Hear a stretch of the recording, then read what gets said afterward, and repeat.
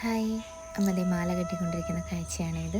ഒന്നുമില്ല, ഇന്ന് നവരാത്രി 3-ാം ദിവസം ആയതുകൊണ്ട് ഇന്നത്തെ സ്പെഷ്യാലിറ്റി അനുസരിച്ച് അരിയിൽ തേങ്ങയൊക്കെ വെച്ച് ചുമന്ന പൂവുള്ള മാല ഇടണം എന്നാണ് അമ്മ. പക്ഷേ കറക്റ്റ് 1-2 ദിവസങ്ങളൊക്കെ കണ്ടിന്യൂറ്റി ആയിട്ട് ചെയ്തിട്ടുണ്ടായിരുന്നു. പക്ഷെ എനിക്ക് വീഡിയോ എടുക്കാൻ പറ്റിയില്ല. അന്നോർത്ത് ഇന്നത്തെ വീഡിയോ എടുത്ത് കാണിക്കാമെന്ന്. അങ്ങനെ അമ്മ മാലയൊക്കെ കെട്ടിയിട്ടു. ഇത്ര ഭംഗിയായിട്ടെന്നറിയോ അമ്മ ഓരോ ദിവസം അത് ചെയ്യുന്നത്. എനിക്ക് ഭയങ്കര ഇഷ്ടമായി പൂജാമുറി. ഞങ്ങളുടെ കുഞ്ഞു പൂജാമുറിയാണേ.